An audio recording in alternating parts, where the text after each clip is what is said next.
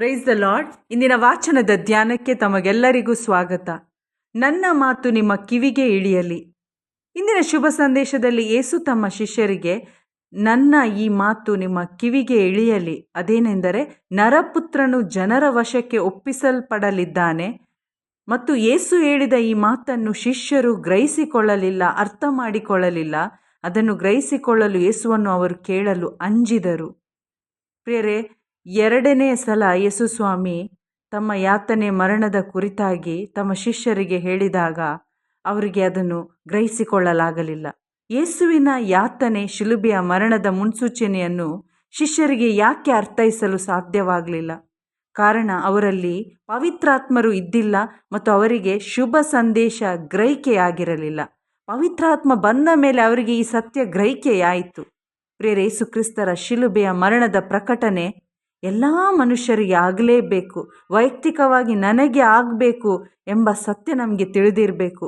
ಶುಭ ಸಂದೇಶ ಸಾರಲ್ಪಟ್ಟಾಗ ದೇವರ ಶ್ರೇಷ್ಠ ಆ ಕೃಪೆಯ ಕಾರ್ಯದ ಮಹತ್ವ ವೈಯಕ್ತಿಕವಾಗಿ ನಮಗೆ ಮನವರಿಕೆಯಾಗುವುದು ಮತ್ತು ನಮ್ಮ ಬಾಳು ರೂಪಾಂತರವಾಗುವುದು.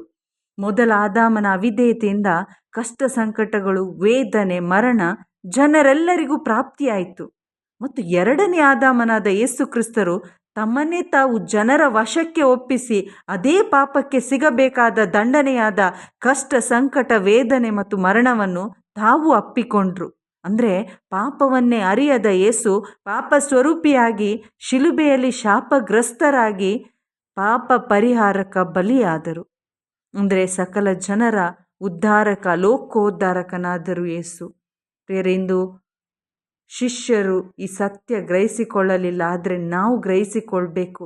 ಅವರಿಗೆ ಪವಿತ್ರಾತ್ಮ ಬಂದ ಮೇಲೆ ಅವರು ಗ್ರಹಿಸಿಕೊಂಡ ಮೇಲೆ ಅವರೆಲ್ಲರೂ ಶುಭ ಸಂದೇಶಕ್ಕಾಗಿ ಜೀವಿಸಿದ್ರು. ಶುಭ ಸಂದೇಶಕ್ಕಾಗಿ ಅವರು ಸಾಯಲು ಸಿದ್ಧರಾದರು. ಸಾಯುವ ತನಕ ಅವರು ಶುಭ ಸಂದೇಶ ಸಾರಿದ್ರು. ಇವತ್ತು ಶಿಲುಬೆಯ ಸಂದೇಶ ನಮಗೆ ಅರಿಬೇಕು. ಇದೊಂದು ಹುಚ್ಚುತನವಲ್ಲ, ನಾಚಿಕೆ ಪಡುವಂಥ ವಿಷಯವಲ್ಲ, ಕಾರ್ಯವಲ್ಲ. ಯೇಸು ಕ್ರಿಸ್ತರ ಶಿಲುಬೆಯು ನಿನ್ನ ಉದ್ಧಾರದ ಮೂಲವಾಗಿದೆ. ನಿಮ್ಮ ನಿತ್ಯ ಜೀವದ ಒಂದು ಉನ್ನತ ಕಾರ್ಯ ಆ ಶಿಲುಬೆಯ ಯಾತನೆ, ಮರಣವಾಗಿದೆ. ಯೇಸು ಬಳಿಗೆ ಬಂದು ಈ ಸತ್ಯವನ್ನು ಇವತ್ತು ನಾವು ಗ್ರಹಿಸಿಕೊಳ್ಳೋಣ. ಪವಿತ್ರಾತ್ಮರ ಸಹಾಯದೊಂದಿಗೆ ನೈಜ ಶಿಷ್ಯರಾಗಿ ನಾವೆಲ್ಲರೂ ಬೆಳಗೋಣ. ಆಮೇನ್. Praise the lord.